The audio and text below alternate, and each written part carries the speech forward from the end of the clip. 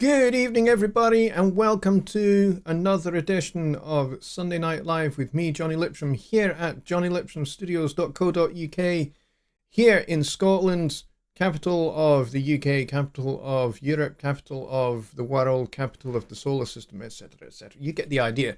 Anyway, I kind of have to say that because it's just something I say at the start of every show.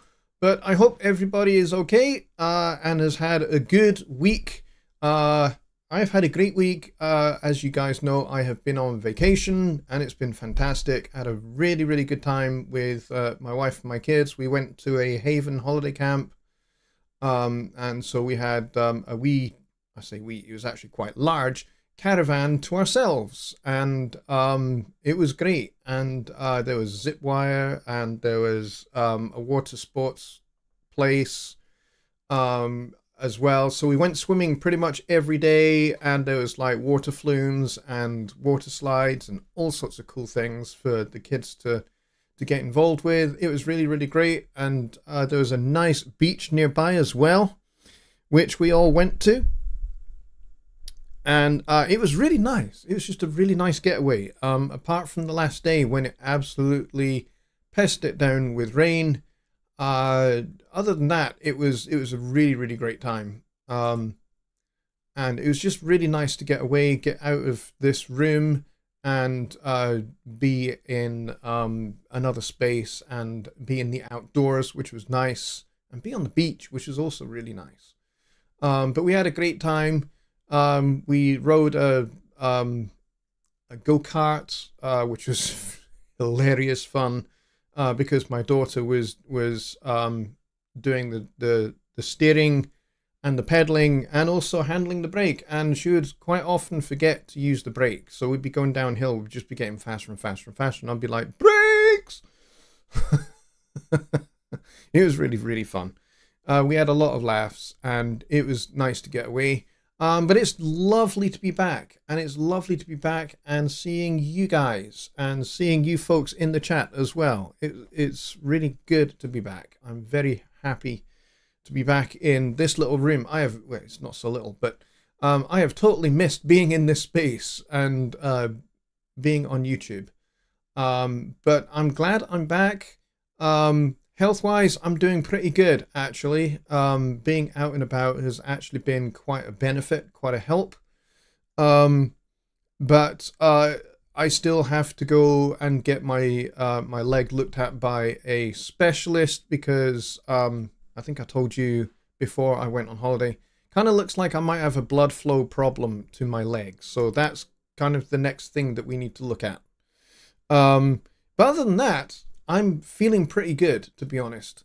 So because it's the first week back from my vacation, I haven't really planned anything for this particular show. So really here is just an opportunity just for us to talk and for you guys to ask questions. If you've got Studio One questions, I'd be happy to answer those. So please do get those in the chat. We've got a good number of people. We've got a good number of moderators. I think we've got almost a full house for moderators here, including Tim from Tim Talks Audio, and Johnny Guy from Home Studio Trainer is here as well, which is fantastic. Very glad to have you guys here. I was talking to Tim before show, and it was really great to connect with him. I've not talked to him for a good wee while, so it was really nice to reconnect with you, Tim. And we had a great chat, and I appreciate your friendship very much. So, have I been checked for diabetes? That's one of the things that I will be checked for. Now, one thing I do know is that my last blood work that I had done, everything was pretty much right on the money. But that was before all of this kind of happened with my leg. So. But it is one thing that I will be tested for. I do need to lose some weight, so I am doing that. I've made some quite drastic changes to my diet, and I've cut out a whole bunch of things that I've been eating, which is just, to be honest, it's just laziness because I sit in here pretty much all day, every day, 5-6 days a week, and so I've not really been getting enough exercise, not been getting enough fresh air, and eating also the wrong kinds of foods as well. So that's not great for blood flow for a start. So lose some weight, get myself away from being type 2 diabetic, and we can move on, hopefully, into much better waters. But the good thing to know is that if I do have a blood flow problem to my leg, it's going to be good. Well, it's not going to be good, but there is definitely hope. There is definitely treatments that are available. There is no cure for it. If what my doctor suspects is the case, then there is no cure for it, but there are treatments, and I will be, I'll have to be on those treatments for the rest of my days. And that's okay. I don't mind that. I don't mind having to do that. But certainly cutting back on carbs and getting more exercise is definitely the way forward. Now, the kind of part of the problem with exercise is the fact that I have pretty much almost no cartilage in my knees. So running is going to be out of the question. Cycling is out of the question. I'm not going to be able to do those. For as much as I have ridden bikes for a long time, really enjoyed it, and I loved long distance running, used to run 5K, 10K, 20K, used to do that quite a bit, but can't do that kind of thing anymore.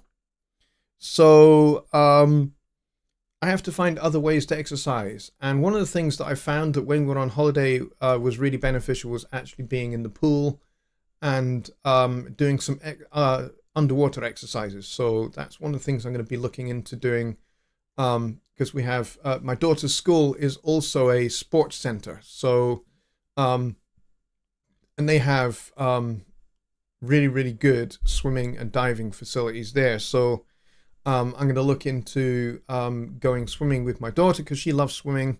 So going to be doing that. And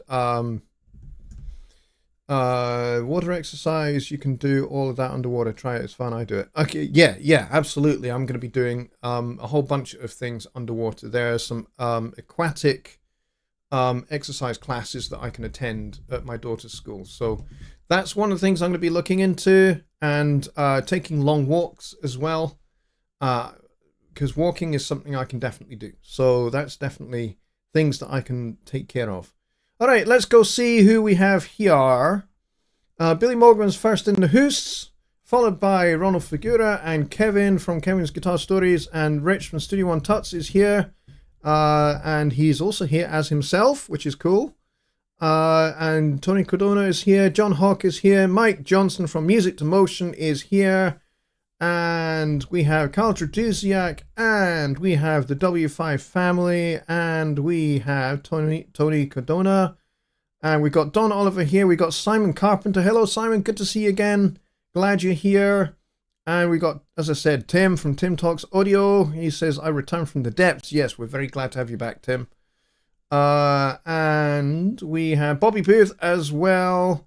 And we have Shorty here as well. Shorty, good to have you here as well. He says, glad to have you back. I'm really glad to be back. Thank you for asking. Yes, I'm very happy to be here.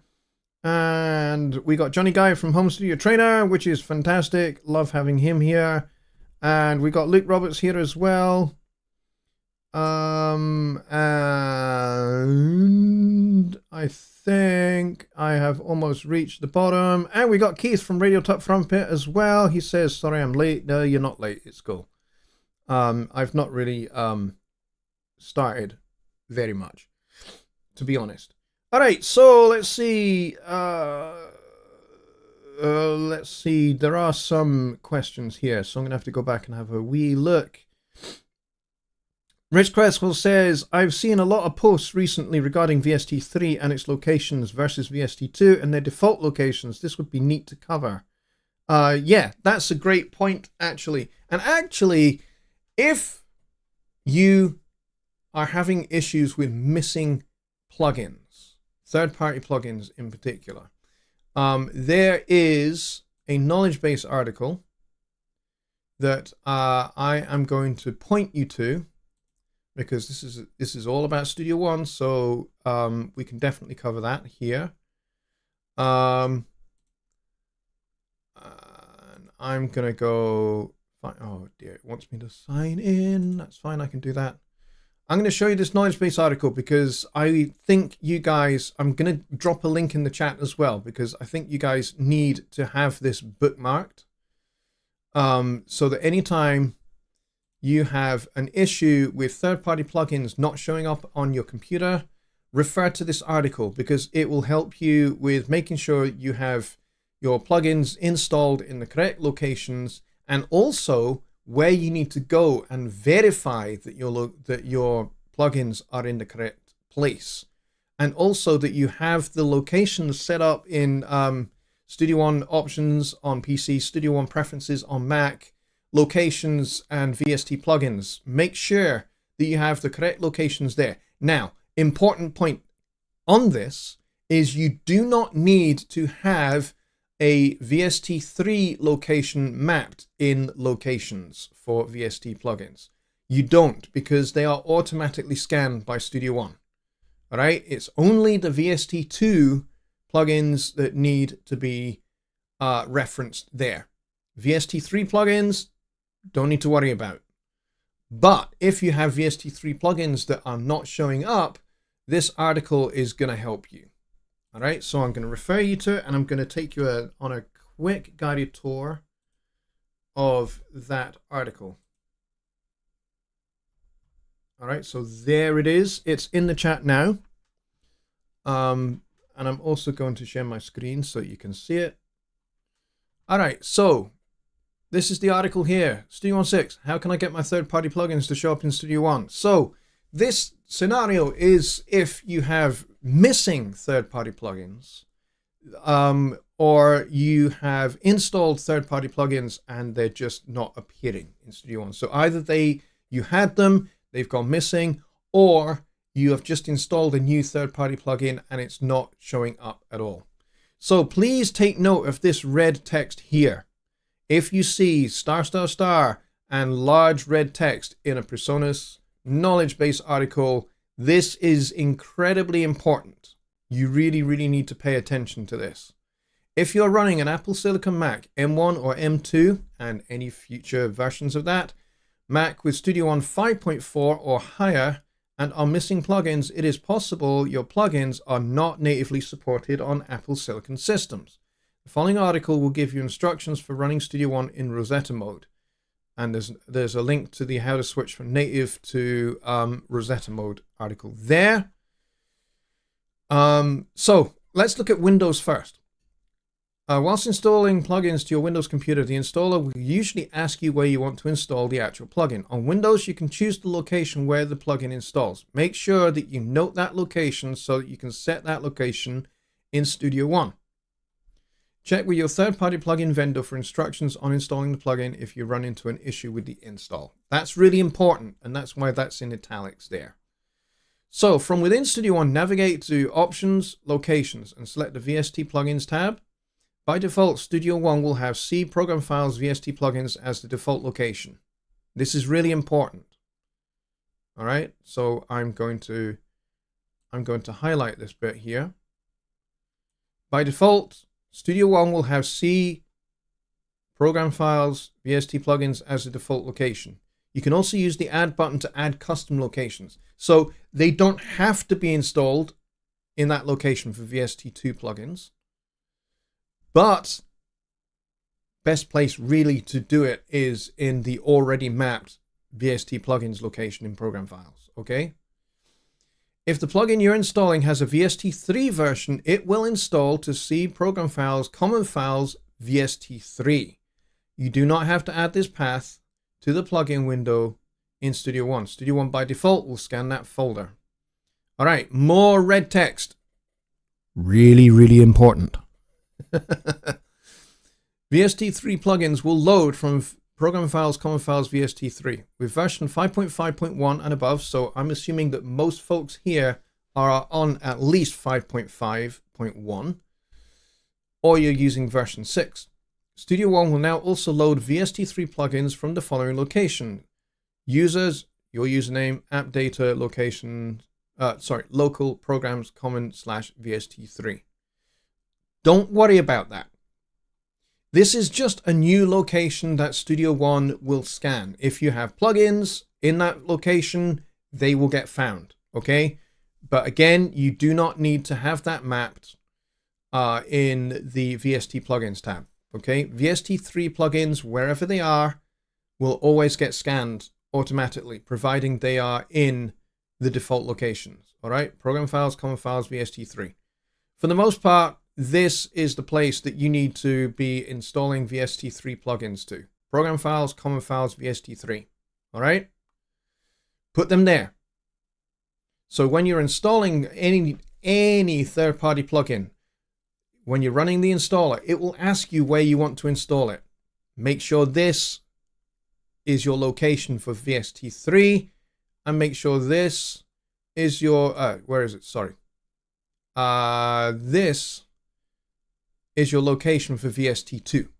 Now, for the most part, most plugin developers are now moving to exclusively VST3 versions of their plugins. The reason being is that Steinberg are pretty much on that cusp of about to retire VST2 as a format. So, because it is pretty old by now. VST2 has been around for over 10 years. So it's quite an old protocol. And so VST3 is far superior. And so that's basically the direction of travel. So eventually, most plugin developers, when they do an update to a plugin, they won't update the VST2 version. They will just update the VST3 version. So get the VST3 version. Just get the VST3 version. Don't worry about VST2. Older plugins, they may not make a VST3 version. They may only be available as VST2. And that's just the way it is. Eventually, those plugins will no longer work. Eventually. We're not at that point yet, so we don't need to worry about that yet. But that time will definitely come. So, important note here. For Windows users, never add the entire programs files folder or your entire C: drive to your Studio One options locations list. This will cause the program to crash. All right? Don't put your entire C: drive here or your entire program files folder here. Why? Because you're asking Studio One to scan that entire directory. Number one, it will take an extremely long time for it to do that, and it may not actually complete it. Studio One won't actually open properly and may well just crash because it will just give up. It will go, I don't know where I'm looking for these things. I give up. And so it will crash. Make sure you have the correct file path in this window here. It's really important that you do this. When you do this, on a Windows PC, you will be good to go. Your plugins should be found. If after doing all of this that is in this article, you find that those third-party plugins are not being scanned in and Studio One is not finding them in those locations, then you will need to go back to your to the manufacturer of that plugin, because it's not something that Presonus can do anything about. They will just, Presonus tech support will say, you need to go back to your plugin developers, to the manufacturers, to their tech support team, and get them to look into it for you, because it's not something that Presonus can do because it's a third-party plugin. Presonus has no access to the code bases of third-party plugins and how their installers work. That's on them rather than Presonus. Okay? All right. Mac users. I know there are a good number of Mac users out there. From within Studio One, navigate to Studio One Preferences Locations and select the VST Plugins tab. When you install plugins, the VST will automatically install to Macintosh HD, Library, Audio, Plugins, VST. All right? This is the default location for VST2. And if it's VST3, it will say VST3 instead of VST2. If you set a custom location, make sure to add it to the VST plugins list in Studio One. AU plugins, also called components, are set by default in Studio One to be scanned from Macintosh HD, library, audio, plugins, components. You do not have to set this location to read the AU plugins. So if you are one of those Silicon Mac people and there is an AU version of the plugin available, you don't have to set this location because it's already set. Again, more red text here. It's possible that a plugin is installed into users username library audio plugins VST3 if you choose to only allow a plugin to be available for the current user. So this is a case of you have multiple users of a Mac computer. Let's say your computer is in a studio that gets used by other users and there are different user profiles. If you have a particular plugin that is yours and yours alone and you don't want to allow somebody else to use it from their profile when they are signed into your computer, you can put it in your username, whatever that username might be. In my case, it's Jonny Lipsham. Users / Jonny Lipsham / library audio plugins VST or VST3. That means, sorry, this is only for VST2. So what this does is that keeps it hidden from another user. So another user won't be able to scan that particular plugin. It will only work when you load up Studio One from your profile. Library in this directory path is a hidden folder and can be accessed by going to Go in the Finder menu and holding down the Option key on your computer keyboard. All right? Very important. And then this final bit here is really important, and it talks about the plugin scanner and how you can troubleshoot issues where the plugins are just not appearing. So please go read this article in its entirety. If you're Windows, that's the important part that you need to look at to troubleshoot missing plugins. If you're on Mac, this is the bit you need to read here. On Mac OS, if you have a problem where only AU plugins are loading, this can sometimes be caused by a corrupt host file on the system. This is how you correct your host file. And then here at the bottom, there is a link to a clean, healthy host file. So if your host file is jacked up in some way, shape, or form, like the API for a particular vendor is listed in the host file, get rid. Delete your host file. Replace it with this one, and then it will work again. So that is that's important. So please reference this article, bookmark it, so you've always got it available whenever you have missing VST2 or VST3 plugins and they just don't show. And this is troubleshooting that you can do yourself without having to make a tech support ticket. And actually, if you do this by yourself instead of making a tech support ticket, you will save yourself a bunch of time, because once you've made the tech support ticket, it's not going to get answered necessarily immediately. Sometimes it will. Sometimes you'll have to wait a few hours. You know, if you submit one on a late Friday night, it's not going to get looked at until, you know, some point on Monday. So you're going to have to wait the whole weekend with no resolution, because tech support are closed on the weekends. So that being the case, do this yourself. Do this as exhaustively as you possibly can. And if after doing this as exhaustively as you can, you still have issues where your plugins are not showing up, then you can make a tech support ticket. And you can say, I have done everything in this article.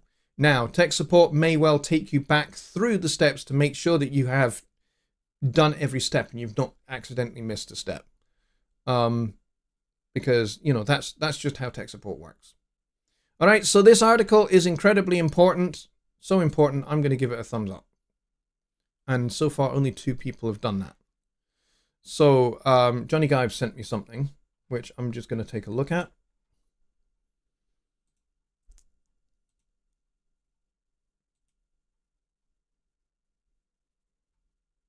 Yeah, this is actually a really good thing. So I'm going to show this.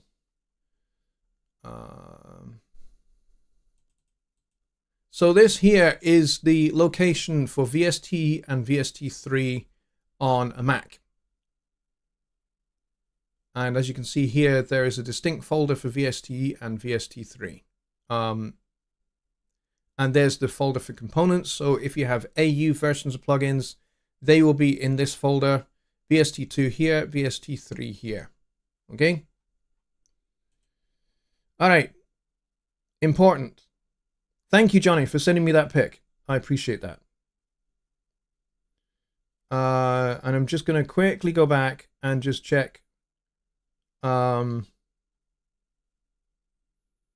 see.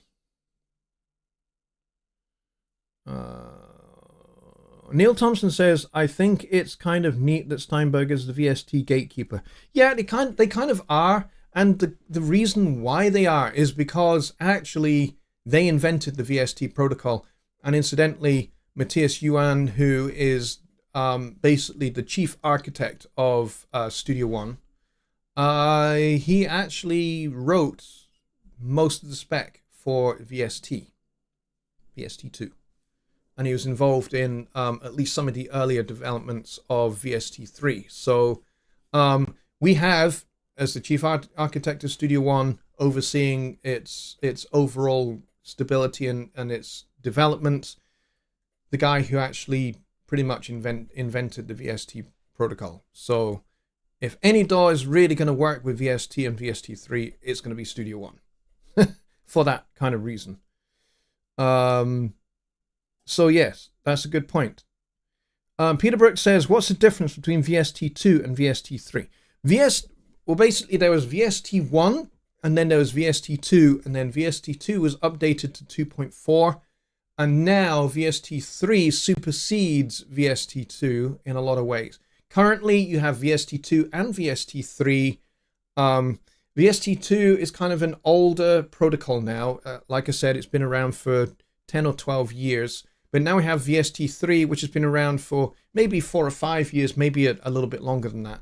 And it's a much more modern code base for plugins and plugin wrappers. So basically you have the plugin wrapper, you have the GUI for the plugin, and then you have the nuts and bolts inside the plugin underneath that. And that's kind of like how a VST plugin works. Now, one thing that some people have reported seeing is where they drag and drop a plugin into Studio One and there's no GUI. There's no kind of nice little graphic interface for the plugin. And instead, all you see is like knobs and buttons, and it looks a little bit weird when it does that. Now, when that happens, there are a couple of reasons why it happens. One of the reasons it happens is that the GUI for that plugin just crashes. And so it doesn't load. It doesn't load into Studio One. So all it's loaded in is basically the nuts and bolts underneath, which is why you see the little pretty knobs and buttons rather than the actual plugin GUI, which is what you're expecting to see. So sometimes what that means is you need to uninstall and reinstall that plugin. Now, if the GUI still crashes after you've uninstalled and reinstalled it, go report that to the plugin developers tech support team, because they are the people that have access to the code base and they can do something about that. From our point of view, all we can do is look at, hey, is there a Studio One reason why the GUI is not loading in properly? That's all we can do. The Studio One development team, they are kind of aware of this, but because it happens pretty randomly, different plugins do it at different times. It's hard for us to pin down why it happens. So at this point, we can't really say it's a bug. All we can say is it's just something that just happens from time to time. Uninstall the plugin, reinstall it, see if you can reproduce the issue. And if you are finding that you can reproduce it at will on command with one particular plugin vendor, then maybe we can kind of take a little bit more of a deep dive and see if we can figure out if there is a particular reason why it's not loading properly. And that'll be for our QA team to deal with. But that's a great question. Let's see. I'm seeing a lot of messages being deleted here, and that's okay. My moderators are doing their job. They're doing exactly what I asked them to do, which is basically make sure the chat stays kind of on course and relevant to what we're talking about. All right, so let's see.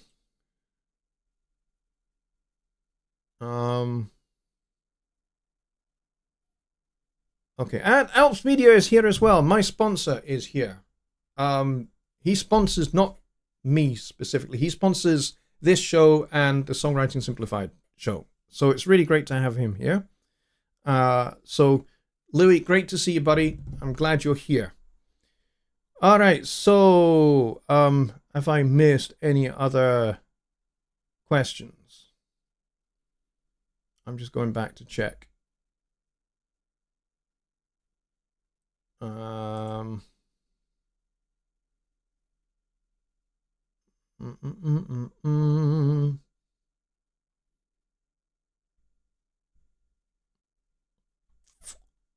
Tony says, today FabFilter released an update to all their plugins. Yes, they did. So if you have FabFilter plugins like I do, make sure you update them to the latest build, because actually it fixes a number of issues. I don't think there are any Studio One issues that are addressed in it, mostly because FabFilter work actually very, very nicely with Studio One. So I don't think there's any particular Studio One related issues that it addresses. Let's see.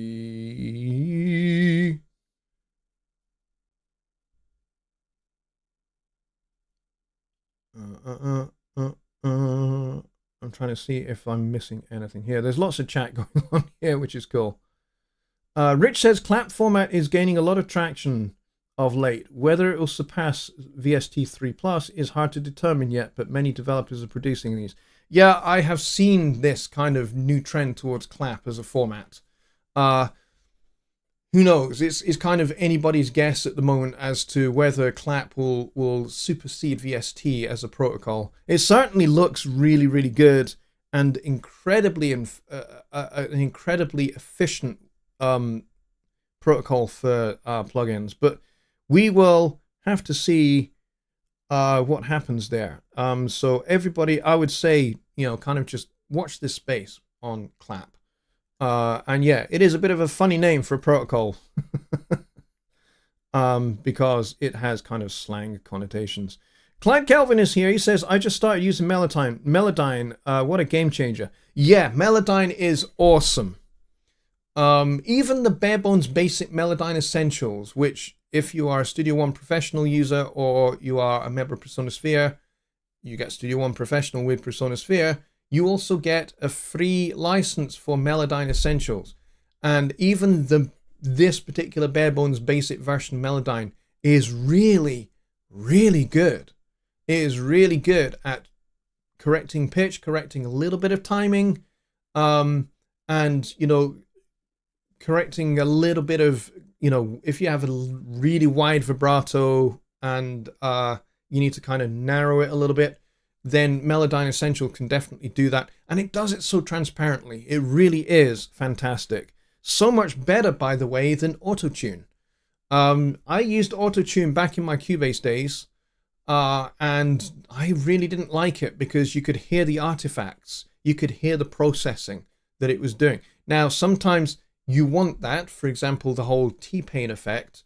You can't really get that T-Pain effect with Melodyne particularly, but certainly with Autotune, you can definitely get that T-Pain effect, which is, popularized by a particular terrible song by Cher, which I try and avoid listening to at all costs, because it's that bad. But yeah, Melodyne is definitely a game changer for sure. I totally agree with you there. Let's see, what else do we have?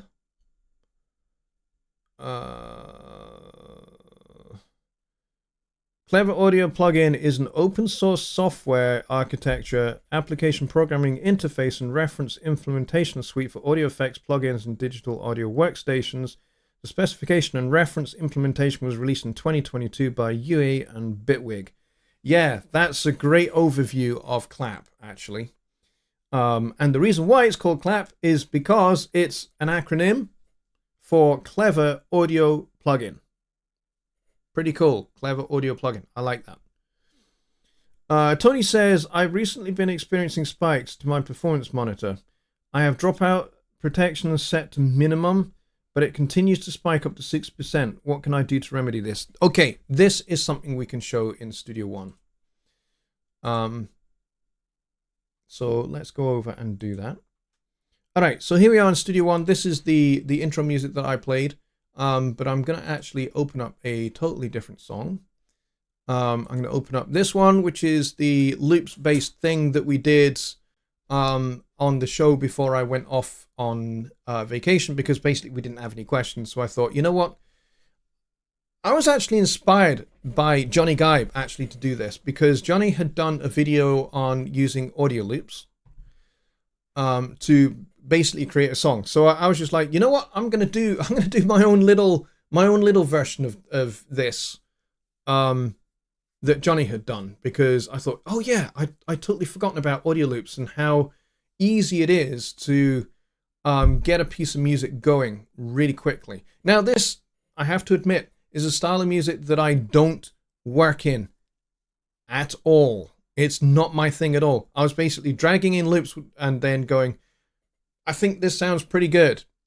It might be in a different key, so I need to change. I need to do a little bit of transposing. But the loops that I pulled in, I pulled in fairly randomly, just by going on, okay, I think this sounds good with everything else, and just kind of just using my ear and my experience as a composer to basically decide what sounded good, what didn't sound good. So there's nothing third party going on in here. So if you are seeing that this meter spikes, you can click on it to open it. As you can see, it's only kind of hovering at about 9% right now. I have also got the dropout protection set to minimum. But if you check this box here called Show Devices, and then if you click on CPU here, when you click on CPU, this sorts everything into load order. Now you can see I have plugin nap enabled, as you can see here. So all of these little crescent moons basically mean these are all sleeping. As soon as I press play here, these will all change. So as you can see, most of these are showing 0 or 3. But if you are getting spiking happening here, when you click on CPU, you will see which plugin is at the top of the list. It will have a numeric value that will show you how much of a load it is kind of having upon your CPU core. Now, there's something really important here that I have to say about this. Don't compare this performance meter with Task Manager, because they show two completely different data sets. They're not the same information, okay? So you may say, oh, the performance meter here, the CPU is spiking up at like 90% or 100%, or, you know, the red light is going off here, but in Task Manager the CPU is only showing 2%. Why? Well, because actually they are measuring two completely different data sets. Task Manager shows the overall processing that is going on across your entire CPU cores, the whole shebang. It shows everything, including background processes that are running. This doesn't do that. The performance monitor doesn't do that. It only shows Studio One and its plugins load on the particular core that is being used. So this is why what I'm about to say now is really important. If you add a whole bunch of plugins, let's say I added another 15 or 20 instances of Pro EQ to this one channel here, all of them will be processed in series, okay? They won't be processed in parallel, they'll be processed in series. So the processing will start at the top and go to the bottom, and then it will go out to the main, and then it will move on to the next channel, okay? Now, here's the thing. If you have lots of plugins instantiated on one channel, all of those will load onto one CPU core. Everybody has this whole thing about, oh, Studio One is not, you know, it doesn't use all the cores of your CPU. How can that be in 2023 with a modern DAW? And it's just like, actually, the truth is, it kind of does and it doesn't. It's, you know, the load of Studio One does get spread across all of your CPU cores, and you can check that with Task Manager. Shut everything else down on your computer so that the only thing running is Studio One and essential background services only. So the only application running is Studio One. And then you can look in the Task Manager and you will see all the cores registering activity. And that will be the activity of Studio One. Okay? Background processes, you're hardly going to see any registration for. So any activity that's happening on those cores is going to be Studio One. Now, if you have lots of plugins instantiated on one channel, that gets loaded into one of your CPU cores. It doesn't get load balanced. And that's not a problem for Studio One. That's a problem for all DAWs. This is how audio processing in a digital audio workstation works. So you will find this if you're using Ableton Live, Bitwig, GarageBand, Logic, Pro Tools, Cubase, Nuendo. They all have the same thing because this is how audio is processed on your computer. With plugins, they are processed in series. They're not processed in parallel. All right, so it always goes top to bottom, move on to the next channel, top to bottom, move on to the next channel. And then everything is compensated. That's what this value down the bottom here is, where it says 18 milliseconds, total plugin delay. What that means is all the processes that are taking place with the different plugins are all being offset against each other so that everything lines up. There is plugin delay compensation built into Studio One, which means everything lines up and all of your audio gets compensated for so that everything is perfectly in sync and in time with each other. So that's what this is all about. So if your CPU is spiking here, the performance meter is spiking, and you're saying, Tony, that it's like 60%. Don't worry too much if it's 60%. You can check in here and you can see, oh, maybe it's Contact, maybe it's Omnisphere, maybe it's something else that requires a lot more processing power. Some plugins require a lot more processing power because they have to do a lot more work to get the sound that you want. So if you're using, for example, Omnisphere and you're using lots of different layered sounds with Omnisphere, that's going to take a lot more work for your computer to do. So if you've got, you know, several instances of that on your computer, that's going to end up building up. And then eventually the CPU will start to not cope. So then it will offload some of the processing to RAM.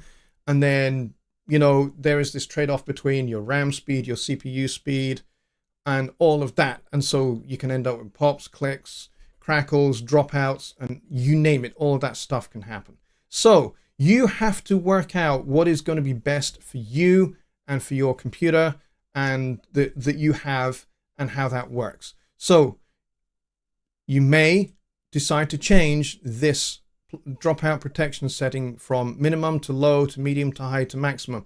Try all of those out. Failing that, you can also go to Studio One, Options, and you can go to Audio Setup, and you can go and you can change your device block size here. I've got it set to 256. You can change this to whatever you want. So you will find that maybe you need to do a little bit of a balancing act here between your device block size and the processing. And also, if you have not enabled plugin app, enable it. Why? Because it means when the plugin is not being used, i.e. there's no audio passing through it, it will basically go into a sleep state and it will not be kind of loading onto your CPU at all. So this is a neat little feature that was introduced into 5.5, I think it was. And it makes a lot of difference. It means that your computer is going to work much more efficiently with your audio. All right, so try changing this. Try adjusting this.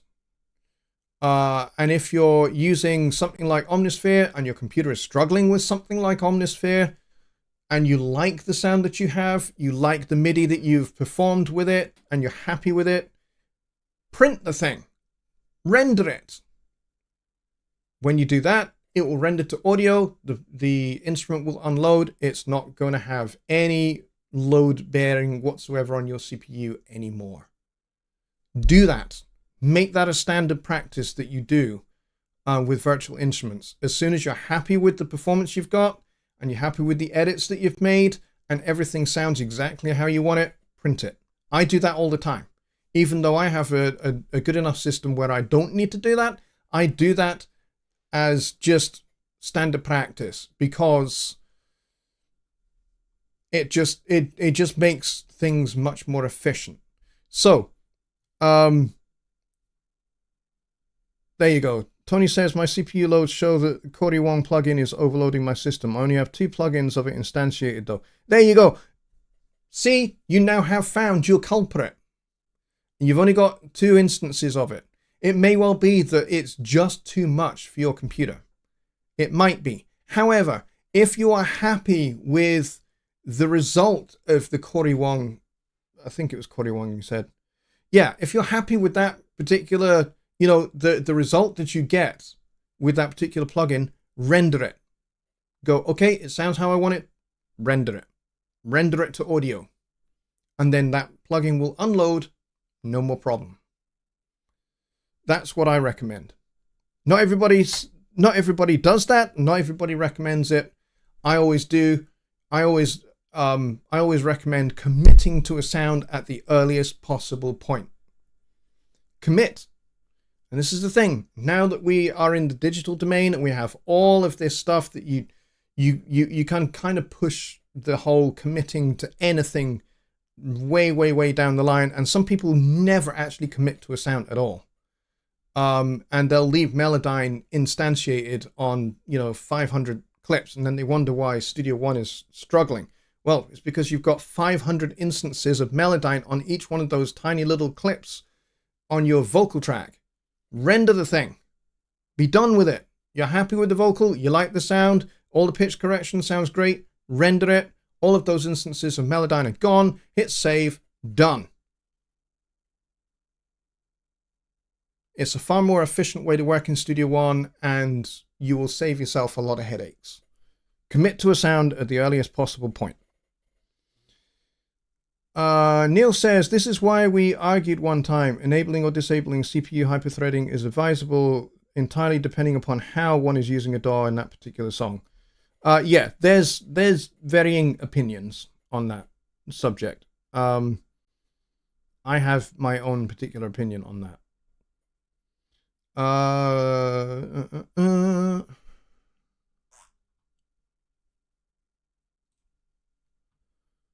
All right. I'm going to go back over here.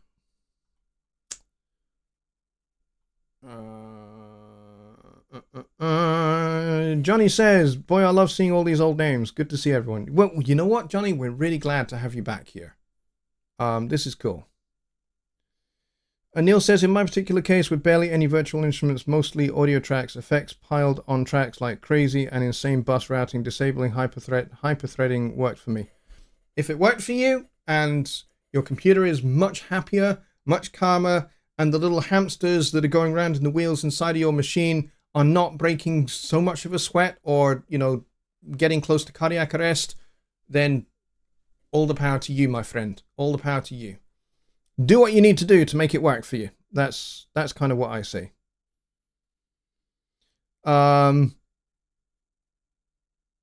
Secret Squirrel is here as well. Glad to have you here. And George Mateo says, well said, Sir Jonny. Thank you very much. You don't have to sir me. But yeah, thank you. I appreciate it. All right, so seeing as Jonny is here, and I was talking about his kind of audio loops thing, and I don't think Jonny has heard this. So for Jonny, for your benefit, dude, I'll play you what I did, and you may or may not like it. You may or may not like it. But like I said, it's not a style of music that I'm at all familiar with. So I was just kind of making it up as I went along. So I will get the mixer off the screen. There we go. And I'll back this up to the beginning and see what you think.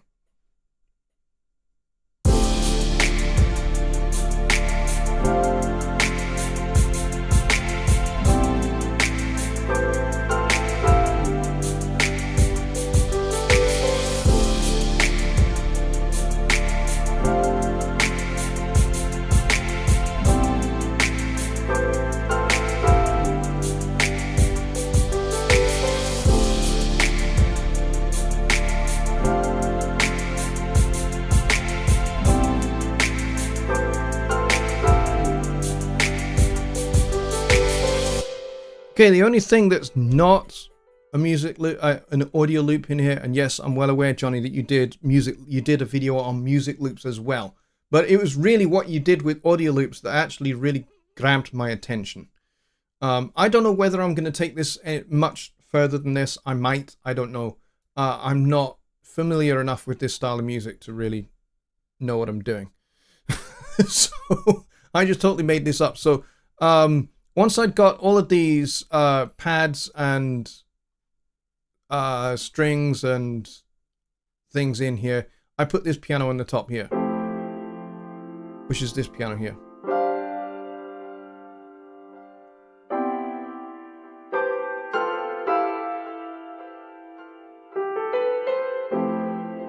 And we've got a nice little delay on there, and then we've got a bit of Fender Rhodes on here as well.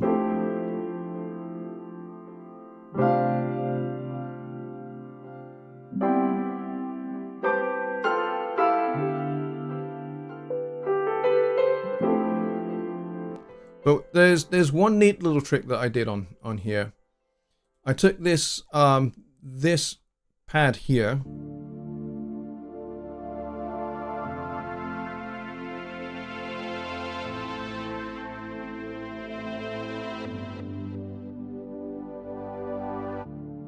and then what I did was I reversed it. I basically copied the track. I did duplicate complete, and I reversed it and made it follow the chord track. So that's the front ways one. Here's the reversed one.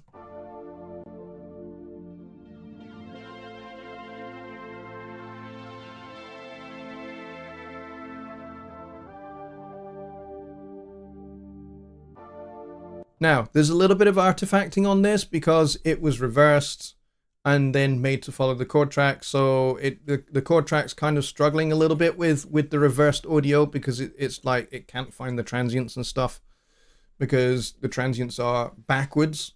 So you do get some artifacting, but when you put the two together, you get this.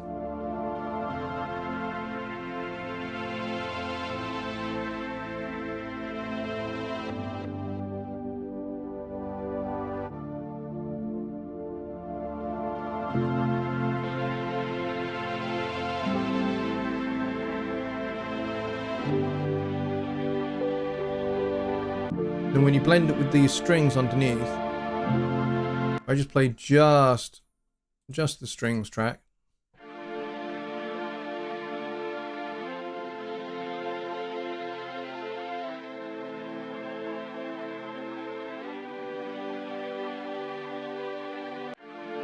Now, there's a little stop there, so I'm going to fade that.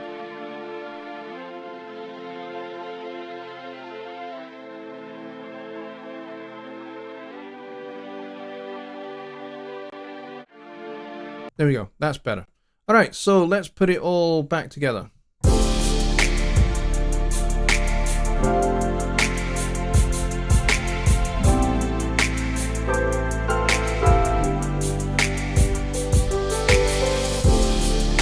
I'll admit, when I first started doing this, one of the ideas that occurred to me was, it kind of sounds maybe like a little bit like something maybe Kenny G would do. So, I thought about that, and I've got the soprano sax kind of loaded up here.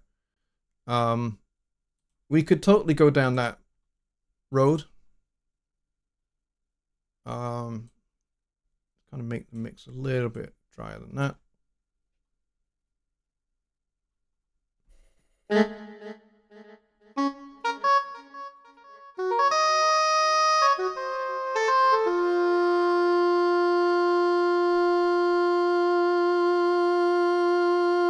There we go, giving it just a little bit, just enough vibrato. Let's try a little bit of that Kenny G thing and see kind of how it sounds.